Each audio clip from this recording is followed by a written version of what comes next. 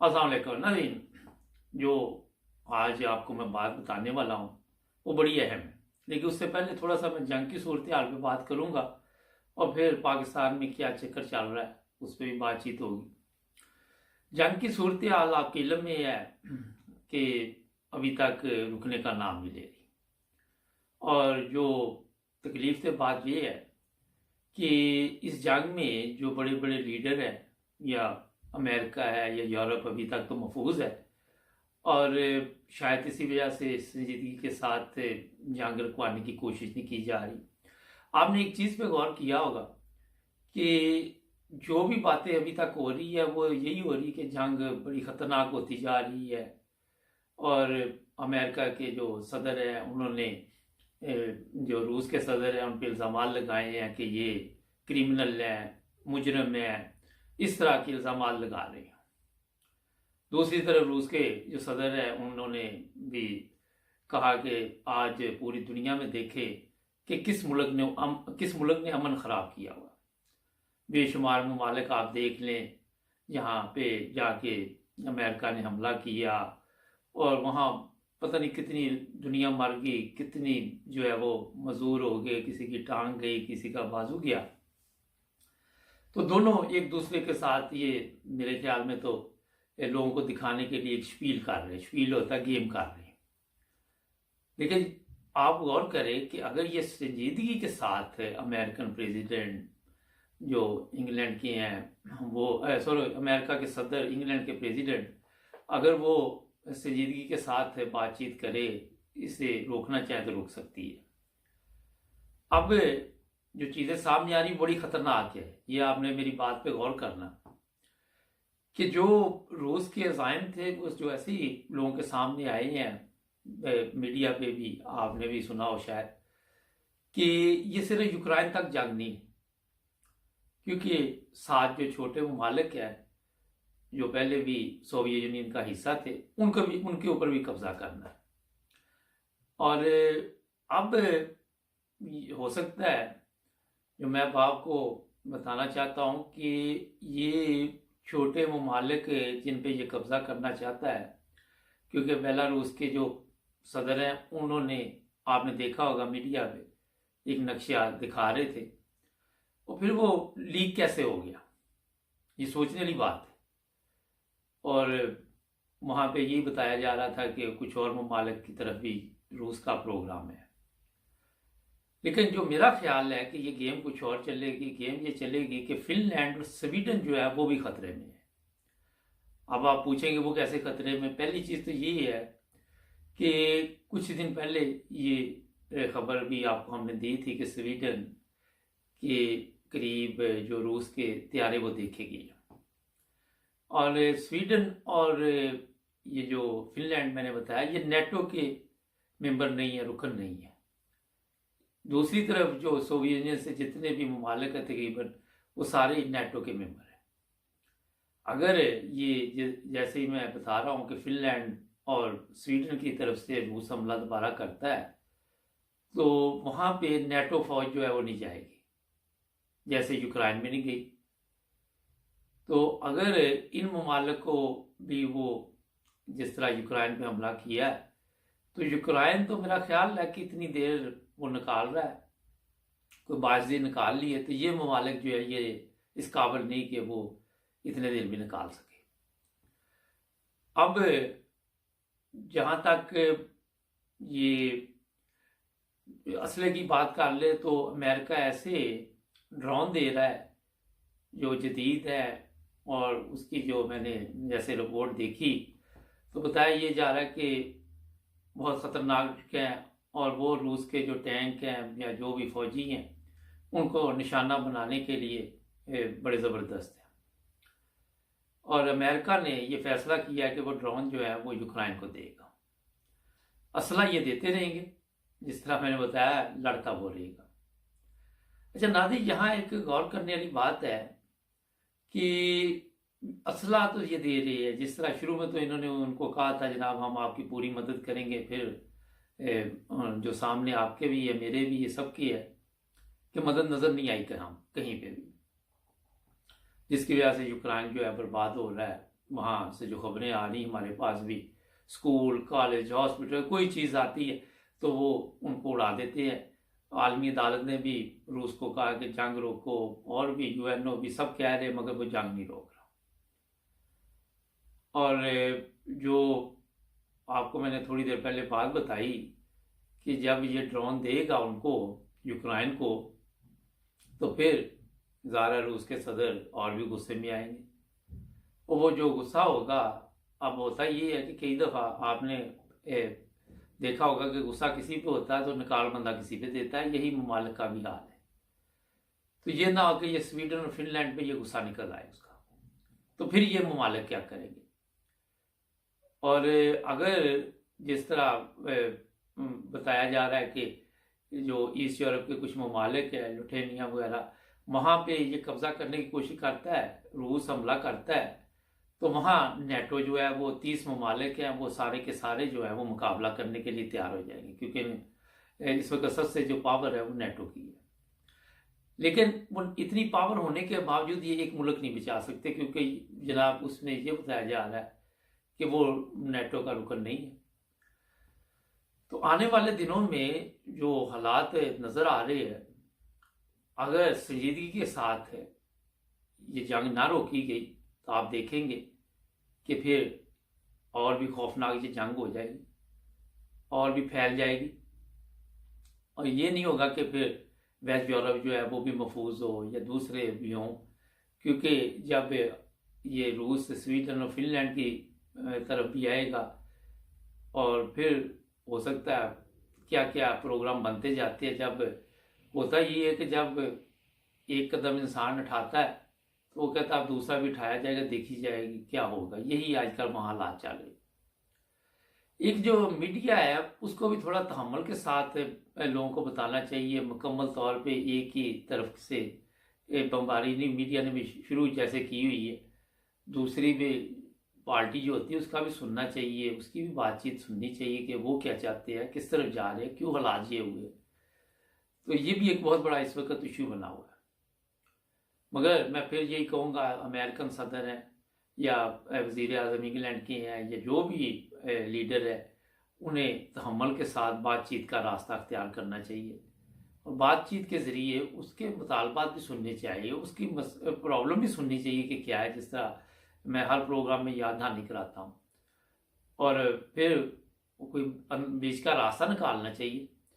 लोग मर रहे हैं, लोग काफ़ी परेशान हैं। कल जिस तरह मैंने बताया था कि ऑयल नहीं मिल रहा, फिर रात को मैं अभी तक फ्रैंकफर्ट ओफनबाग में ही हूँ, मैंने बताया था कि इफ्तिखार साहब की वफ़ात पे मैं आया हुआ हूँ, तो वहाँ मुझे यहाँ पे काफ़ी दोस्त मिले हैं, और वो मैंने कल भी कहा था कि वो बड़े परेशान हैं। यही बातें जंग की हो रही, नफ्सियाती तौर पर लोग ऐसे कि और कोई काम ही नहीं। उन्होंने बताया जी अब ये आटा भी नहीं मिल रहा दुकानों से, और ये चीज़ें फिर गायब हो गई हैं क्योंकि वो पीछे से नहीं आ रही। हो सकता कुछ दिनों बाद आ जाए, लेकिन ज़हनी तौर पे लोग जो हैं वो काफ़ी परेशान हैं, और हर बंदा यही कह रहा है कि ये तीसरी आलमी जंग है। मेरा ख्याल है कि अभी तक किसी ने इस चीज़ पर तवज्जो नहीं दी, या ऐसा बात नहीं मैंने सुनी कि वो कह रहा कि ये यूक्रेन तक जंग रहेगी। और जो हमारे ममालिक हैं, उन्हें जो बड़े बड़े लीडर हैं, उन्हें बैठ के इस मसले का हल करना चाहिए। ये तो चलता ही रहेगा कि मैं तेरी साइड लेता हूँ, तू मेरी साइड ले, इतने ममालिक मेरे साथ था, मेरे साथ इतने ममालिक हैं, तो उससे अमन नज़र नहीं आएगा आपको। अमन उस वक्त नज़र आएगा जब सबसे पहले आप सब ये समझेंगे कि इंसान जो मर रहे हैं उनकी कीमत क्या है, उनके जो जख्मी हो रहे हैं उनकी ज़िंदगी क्या है, जो बच गए हैं, बच्चे हैं, दूसरे हैं, उनके हालात क्या हैं। इस तरफ कोई गौर नहीं करना। आप देख लें कि ये तो कहा जा रहा है जनाब कि जो हमारे ममालिक में आ रहे हैं, हम उनको खाना दे रहे हैं, पीना दे रहे हैं, हर चीज़ दे रहे हैं, अपना मुल्क को छोड़ के आ रहे हैं, मगर उस मुल्क के अमन के लिए कोई अभी तक सीरियस बात नहीं हुई। और ये फौरी तौर पर ऐसे काम करने चाहिए कि वहाँ पे सीरियस तौर पे बातचीत के ज़रिए इस मसले का हल किया जाए। नाज़रीन, अब एक ब्रेक लेते हैं, ब्रेक के बाद इमरान खान साहब के जो हालात बने हुए हैं उस पर बातचीत करनी है। जुड़े रहे हमारे साथ, मिलते हैं ब्रेक के बाद। जी नाज़रीन, ब्रेक के बाद आपकी खिदमत दोबारा। अच्छा, कल मुझे ना कुछ लोगों ने वीडियोस भेजी इमरान खान की तकरीर की, मैंने उस पर कल प्रोग्राम कर दिया था, पे भुट्टो की भी भेजी और कहा कि ये देखिए जनाब कैसे बयानात हैं इन लोगों के अहमदियों के मतलब। तो मैंने इस पर बारा कल प्रोग्राम कर दिया था। तो आज मैंने आपको ये बताना चाह रहा हूँ कि 1974 में जब से आपने देखा इन्होंने अहमदियों को कहा जी आप मुसलमान नहीं, उसके बाद से पाकिस्तान में बेचैनी बढ़ती गई, हालात ख़राब होते गए, हालात ठीक नहीं हुए। और चाहे वो सियासी जमात है, चाहे वो मजहबी जमात है, सब ने मज़हब कार्ड खेला। मज़हब कार्ड खेल के तो अब इन लोगों ने सोचा कि शायद ये जो मजहबी कार्ड हम खेलते हैं उस वजह से हमारा जो हुकूमत का टाइम है वो बढ़ जाता है, या लोग हमारे हक में बातचीत करना शुरू कर देते हैं। अच्छा, वक्ती तौर पर हो सकता है कि उन्होंने बल्ले बल्ले करवाई है, मगर बाद में जो उनके हालात हुए वो आपके सामने। बात ये है कि ये मजहबी कार्ड इमरान खान हो या आपके इल्म में या चौधरी परवेज इलाही हो या दूसरे लीडर हो, इन्होंने खेला। आज पाकिस्तान में आपके इल्म में है कि जो हालात है कि आधे कोई कह रहा है इमरान खान अभी गया, कोई कह रहा नहीं गया, कोई कहता रुक जाएगा, कोई अब काफ़ी लोग बगावत कर गए इमरान खान के साथ, वो सिंध असम्बली से बरामद हुए हैं। और उन्होंने जनाब इमरान खान ने सोचा भी नहीं था कि ये यहाँ से चले जाएंगे मेरे पास से।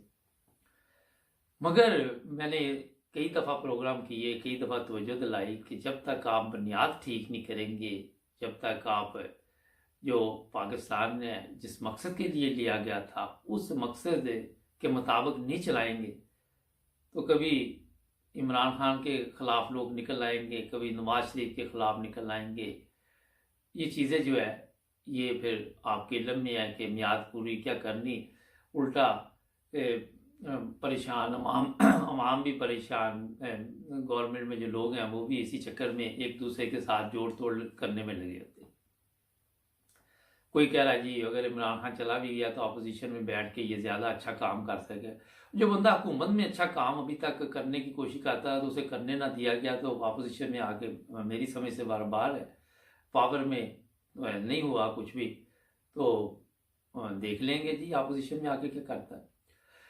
मगर आप देखिए कि अब सिंध असम्बली वहाँ पे जी गवर्नर राज होगा। सिंध असम्बली की बात करते हैं तो मैंने कुछ साल पहले से ये बताना शुरू किया हुआ था कि वहाँ पे कोई काम नहीं हो रहा, जो भी पैसा आ रहा है, जितनी दौलत आ रही, वो जिसको कहते रही पंजाबी में खुडे लैन, वो लग रही है। अब जा कहाँ पर रही है, सबसे ज़्यादा हालात वहाँ के ख़राब हैं, पानी नहीं है, कोई चीज़ नहीं, कोई हालात नहीं उन लोगों के। आप अगर जो लोग सिंध में रहते हैं उनके इलम में है, या जो कोई विजिट के भी जाते हैं कि पानी तक साफ पीने के लिए नहीं, वहीं से जानवर पानी पी रहे हैं, वहीं से इंसान पी रहे हैं, बीमारियां हैं, हेल्थ कार्ड दिए हुए हैं। जब मैंने हेल्थ कार्ड का पता किया कहते हैं वो भी चोर बाजारी है, बिल लंबे बन रहे हैं, हेल्थ कार्ड की लिमिट जो है वो कहीं और से शुरू होती है, छोटी मोटी बीमारी से शुरू नहीं होती। तो इस तरह की बातें सामने आती। एक चीज़ मैं आपको बताऊं, कोई भी चीज़ आज यूरोप देख लेते हैं, थोड़ा सा मैं खुल के आपको बताता हूँ कि यूरोप भी खुद फैसले नहीं कर पा रहा, जंग सर पे खड़ी हुई है, मुल्क बर्बाद हो गया, ये यूरोप के 27 मुल्क उसे नहीं बचा सके। क्यों नहीं बचा सके? इसलिए नहीं बचा सके कि जो चलाने वाली पार्टी है वो पीछे बैठी हुई है। वो इन लोगों को मशवरे ऐसे देते हैं कि ना तो ये खुद कफील हो जाए। देखिए अमीर ममालिक है मगर उसके बावजूद ये मताज है, गैस वहाँ से आ रही है, पेट्रोल वहाँ से आ रहा है, फलां वहाँ बना हुआ सिलसिला जो भी है। जर्मनी में आपके इलम में है कि ये जो गैस है ये रूस से लेता है, काफ़ी 40% शायद। इसी तरह जब तक आप अगर अपने तरफ देख लें, किसी पे डिपेंड हो, अगर आपके पास अपने पावर ना हो आप कोई फैसला नहीं कर पाते। यही हालात पाकिस्तान के कुछ इस तरह है कि वहाँ पे भी जो लोग बैठे हुए हैं वो अपने मुल्क के फैसले खुद नहीं करते। उनको भी हिदायत मिलती है, उनको भी बताया जाता है कि इतने बंदे गायब कर दो, वहाँ ले जाओ, यहाँ ले जाओ, ये कर लो, सिंध में पहुँच जाओ, 20 छोड़ दो, 10 छोड़ दो। तो ये चक्कर क्यों चलता है? क्योंकि जो हाँ तक आप मुझे पूछे तो हमारी कौम जो है, जो पाकिस्तानी, हम वैसे ही ज़हनी तौर पे गुलाम लोग हैं। आपने देखा होगा जिस मुल्क में कोई अमीर आदमी के साथ बैठ नहीं सकता, उसके पाँव में बैठता है, और जो अमीर आदमी है वो पता नहीं किन ममालिक के पाँव में बैठते हैं जाकर। तो ये सिलसिला ऐसा चला हुआ है कि हमारे जो बयानात होते हैं मीडिया पे आके, चाहे वो वज़ीर आज़म हो, चाहे भुट्टो देख ले, वो भी कहता था 90 साल मसला हल किया। फिर ये भी बता रहा था कि उसको उस वक्त की कौमी असम्बली ने बड़ा कारनामा अंजाम दिया। ये जो कारनामे अपने बताते हैं, ये कारनामे होते नहीं है। ना तो इन कारनामों की वजह से मुल्क को कोई फायदा हो रहा था, हाँ नुकसान जरूर होता है, मगर ये कहते जी हम बहुत बड़े हीरो बन गए। और इनके ज़हनों में ये आ जाता है कि अब ये मजहबी कार्ड खेलेंगे सॉरी, तो हम पाकिस्तान में पता नहीं ताहियाल लीडर बन जाए, हमें कितनी इज्जत मिलेगी।